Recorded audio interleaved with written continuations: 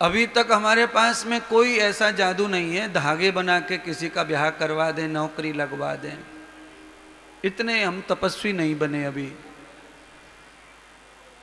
कि एक लाल पीला पत्थर डालकर अंगूठी पहना दें और कह दें जा तू अमेरिका जाएगा 3 महीने बाद। ये ढोंग नहीं हो सकता हमसे, ये झूठ नहीं हो सकता, क्योंकि ये कथा, ये दर्शन, उपनिषद, महर्षि गौतम, कणाद, पतंजलि ये प्रचार नहीं करते, ये अनुमति नहीं देते। वेद व्यास भगवान ने कलयुग में कल्याण कैसे होगा तो कहते ही पाखंड इतना बढ़ जाएगा कलयुग में, आदमी इतना आलसी हो जाएगा कि खाना तक भी मुंह में मशीन डालेंगी तब आदमी जो है सो जाएगा खाकर। खाना बनाने का तो मशीन आ गई, खाना खाने की और खिलाने की भी आ गई। कितने बड़े बड़े होटल हैं जिनमें मशीन परोस रही है सब्जी, खाना, भोजन। अरे मानव तू कहां से कहां चला गया, तेरा क्या होगा? बीमार पड़ा रहेगा। पसीना निकलने दे शरीर से, इतनी मेहनत, इतना परिश्रम कर, पछताएगा। मशीन का जितना युग आएगा उसी को कलयुग कहते चले जाओ। कलयुग बढ़ेगा मशीन बढ़ेगी, कलयुग बढ़ेगा मशीन बढ़ेगी। कलयुग का नाम ही है कल कारखाना। जहां जहां आदमी काम करता वहां वहां मशीन काम करेगी। आदमी का काम खत्म हो जाएगा। अच्छा, आदमी का काम खत्म हो जाए तो वैल्यू खत्म हो जाएगी, जरूरत खत्म तो वैल्यू खत्म। अच्छा, बुढ़े लोगों में क्या कांटे निकल आते हैं? उनकी जरूरत खत्म होगी तो वैल्यू खत्म हो जाती है। बूढ़ा आदमी क्यों अपमान भोगता है? क्योंकि उसकी जरूरत खत्म हो जाती है। घर को किसी को जरूरत नहीं है। अब अम्मा झाड़ू लगा नहीं सके, गोबर डाल ना सके, भैंस धो ना सके तो अम्मा को क्या करेंगे? पड़ी रहे, थाली में धर के 2 रोटी जो पके वो धर दियो खाट पे, खा ले, खा ले, नहीं खा ले मत खा ले। अम्मा रो रही है, बेटे मुझे भूख नहीं लग रही 8 दिन से। किसी को चिंता नहीं कि माँ को भूख क्यों नहीं लग रही है, दवा लाएं, भूख बढ़ाएं, कुछ करें। खुद को भूख ना लगे तो 1000 दवाई ढूंढते हैं, पर माता जी को भूख ना लगे तो कोई चिंता नहीं करता। आज माता पार्वती और भगवान शिव दोनों बैठे हैं, सोच रहे, सलाह ले रहे हैं आपस में, अरे क्या करना चाहिए। पार्वती, दोनों बच्चे बड़े हो गए,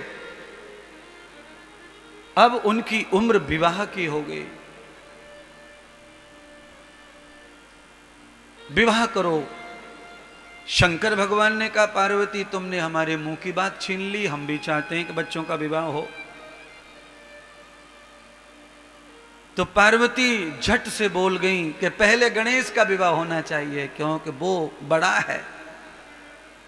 भगवान शिवजी ने कहा पार्वती विवाह के मामले में तो कार्तिकेय बड़ा है गणेश से, पहले कार्तिकेय का जन्म हुआ है, 5 वर्ष का फर्क है दोनों बच्चों में।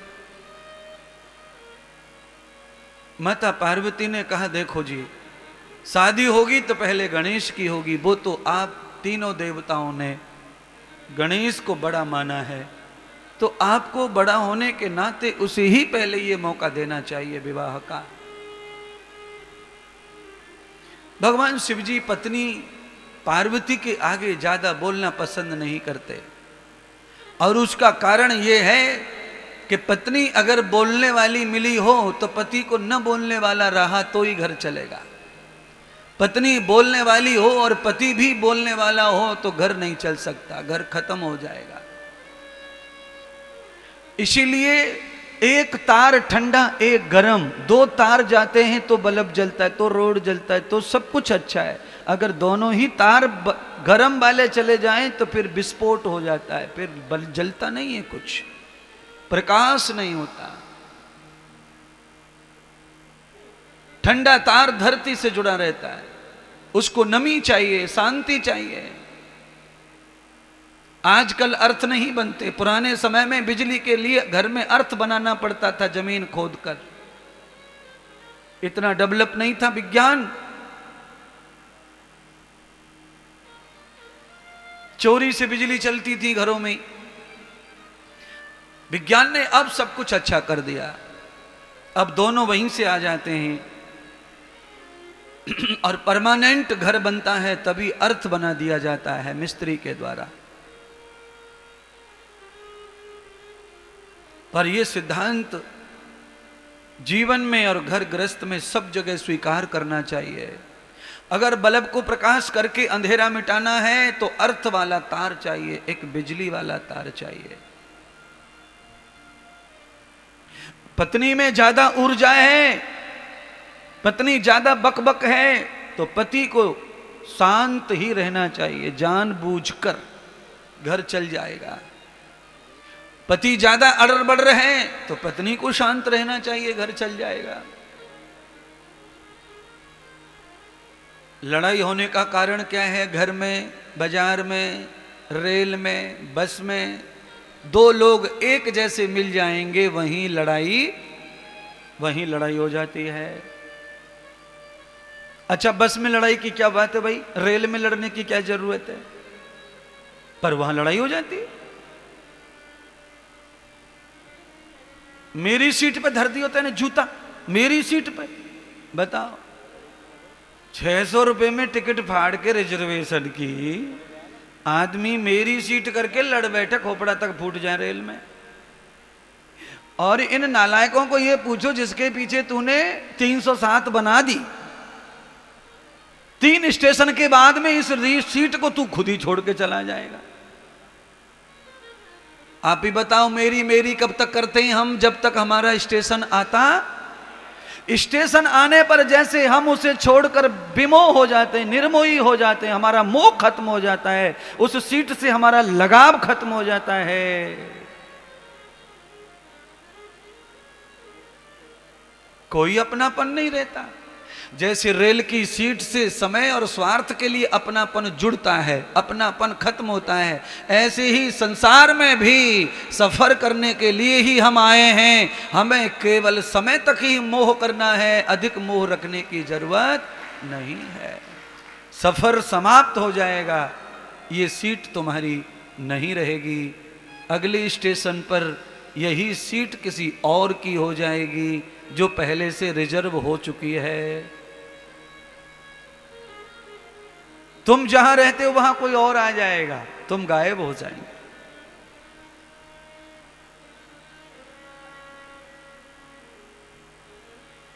संसार क्या है? माता पार्वती और शिवजी जैसे भगवान, इस संसार को रचने वालों में विवाद हो गया शादी को लेकर, और हो जाता है विवाद। कभी कभी लड़की देखने जाते हैं माता पिता, बहन, बुआ, भतीजे मिलके, पापा को पसंद आ जाती है छोकरी और मम्मी को नहीं आती। पापा कहता क्या कमी है उसमें भाई, लड़की तो बहुत बढ़िया है। मम्मी बोलती है बिल्कुल अच्छी नहीं है, क्या बढ़िया उसमें। बड़ा कठिन हो जा रहा है। एक लड़की अपने लड़के के लिए पापा को पसंद है पर मम्मी को पसंद नहीं है। अच्छा, फिर वोट पड़ते हैं, बड़ी बेटी पापा की तरफ और छोटी बेटी मम्मी की तरफ। और एक साली जो होती है वो बड़ी बिगाड़ती है मामले को। कुछ लोग सालियों को भी ले जाते हैं, मौसी चलो बहू देखे हुए चलो, छोरा के लिए बहू देखा है। अरे मौसी का काम क्या है? रसगुल्ला तो जीजा ने खवाए तो बहन की तरफ काय को बोलेगी।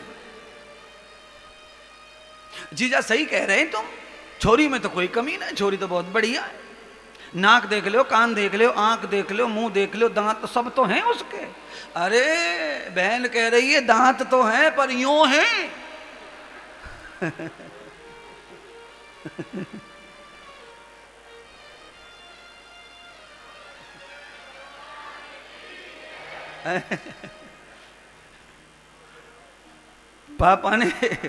पापा ने अंग गिनाए कि छोरी में कमी क्या है, नाक देख, आंख देख। बड़ी लड़की ने कहा पापा आंख तो है पर छोरी देख है, पूरब को दिख है पश्चिम को, ऐसी आंख इनको कहां करेंगे। हमारे तो भैया समझ में ना आवेगी भाभी कहां चल रही है, कितकू देख रही है। इसीलिए ऐसी जगह पर थोड़ी मजाक होनी चाहिए। विवाह शादी की कथा चल रही है, अब इसको मैं सीरियस मोड में ले जाऊं तो फिर ब्याह को मतलब का। हमारे तो भैया ब्रज में लात घूसा बिना शादी ना हो गई। पहले शादी आ गई तो समझ लो जीजा की तो मुसीबत ही समझ लो। गांव की जितनी छोरियां जीजा की पीठ पे दे थपड़िया दे थपड़िया, हल्दी में भिगो भिगो के हाथ से ऐसे थप्पड़ मार के जीजा के लम्बो पाड़ दे में।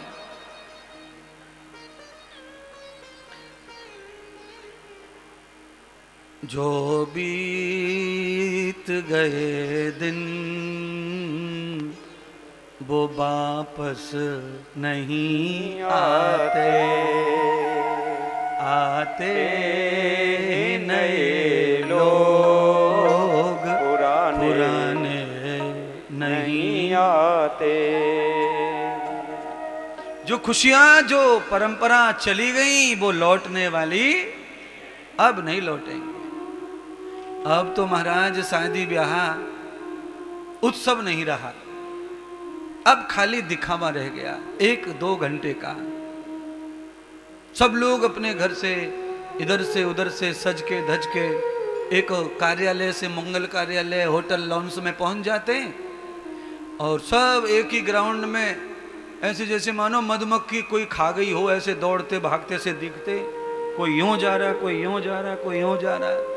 किसी को किसी से लेना देना नहीं है, सबके हाथ में प्लेट और चम्मच लगी है, सब अपने में हाउ हप में लगे हैं। दूल्हा ससुरा चूल्हे में जा, दुल्हन भाड़ में जा। किसी को न दूल्हा से मतलब न दुल्हन से मतलब। दुल्हन के साथ में 2 सूखड़ी सी खड़ी हैं लहंगा चुनरी में सखियां, और दूल्हा के साथ में 2 दारूबाज खड़े बस, और बाकी सब बफर सिस्टम में लगे पड़े हैं। बुआ सास, मामी सास, चाची सास, फुफिया सास, नानी सास, सब लगी पड़ी हैं पोहा पे।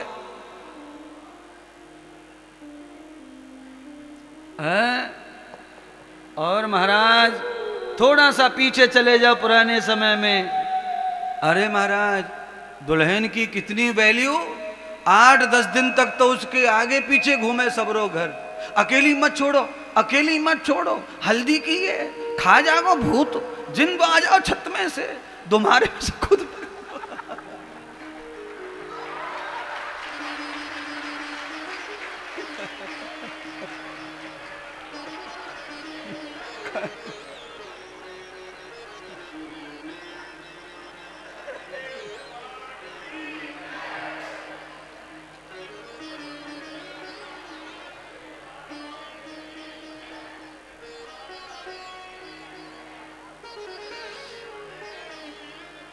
लाली मुसीबत आ गई तो ठाकुर जी धर लिए तो हसीना निकल रही तेरी भजन के मारे।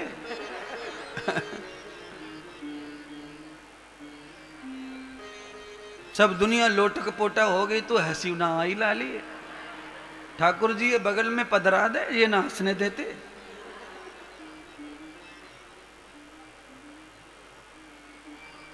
आते नए लोग पुराने नहीं आते, आते हैं नए लोग पुराने नहीं आते। जो बीत गए दिन वो जमाने नहीं आते, जो बीत गए दिन वो जमाने नहीं आते, जो बीत गए दिन वो जमाने नहीं आते। आते हैं नए लोग, आते हैं नए लोग पुराने नहीं आते, आते ही नए लोग पुराने नहीं आते।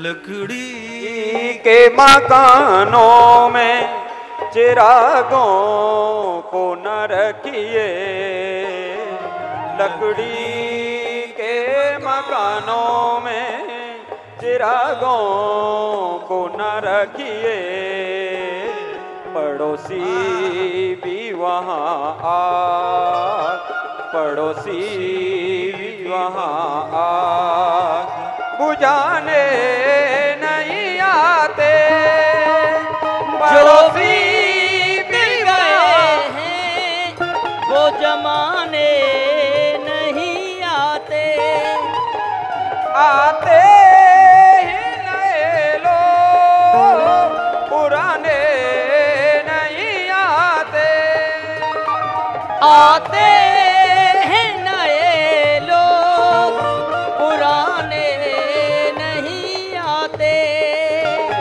जो बीत गए दिन वो जमाने नहीं आते, जो बीत गए दिन वो जमाने नहीं आते।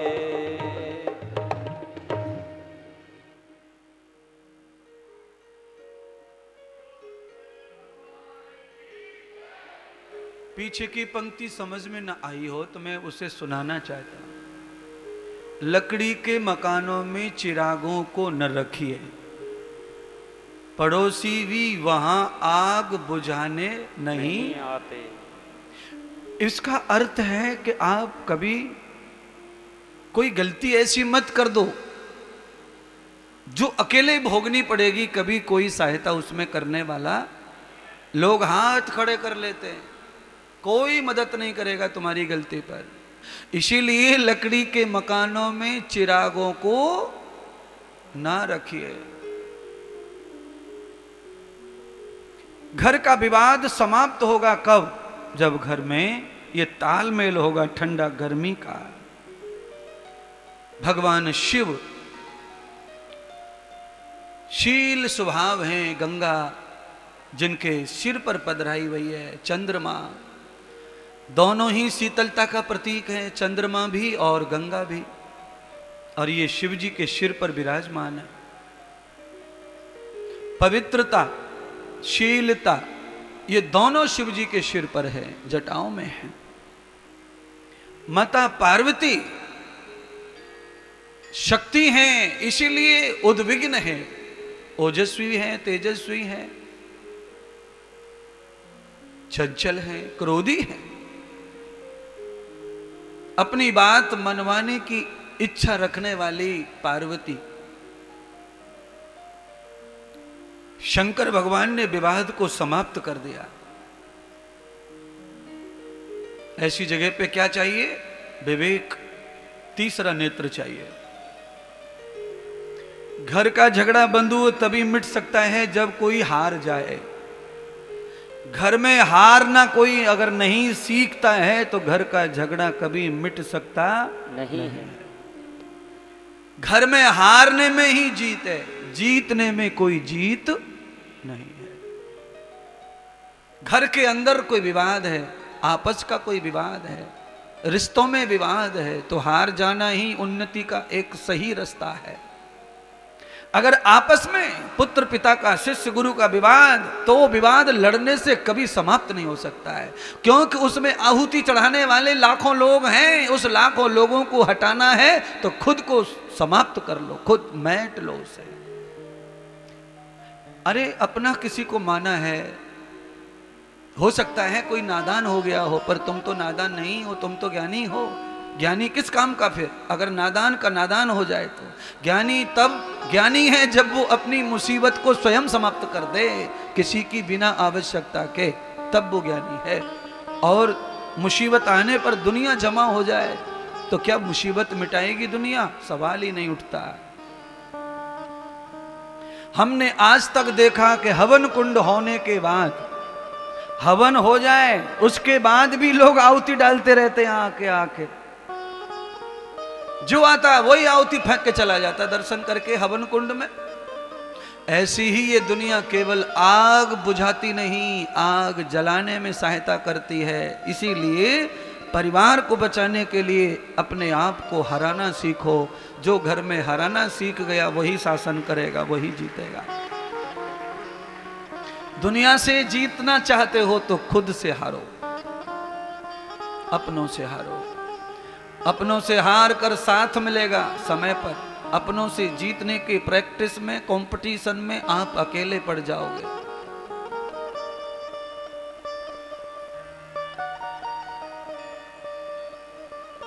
भगवान मंदिर में जो मूर्तियां हैं ये परेशान क्यों नहीं है? बताओ क्यों परेशान नहीं है? ये इतनी जनता बिहारी जी पे आती है, कोई फेंक के मारती है बिहारी जी में, कहीं छाती पे लगता है, कहीं कहीं लगता है, कहीं कहीं लगता है। यहां तो छोड़ दो, हमारे भगवान कृष्ण के बड़े भाई बलदाऊ जी, यहां दाऊ जी गोकुल के पास में तीर्थ है, उस मंदिर में तो लोग मटका लेते हैं, मिश्री भर के मारते दाऊ जी महाराज में। 26 टांके आएंगे किसी खोपड़ी पे लग जाए तो दाऊ जी महाराज सब झेल रहे, सहन कर रहे। क्यों?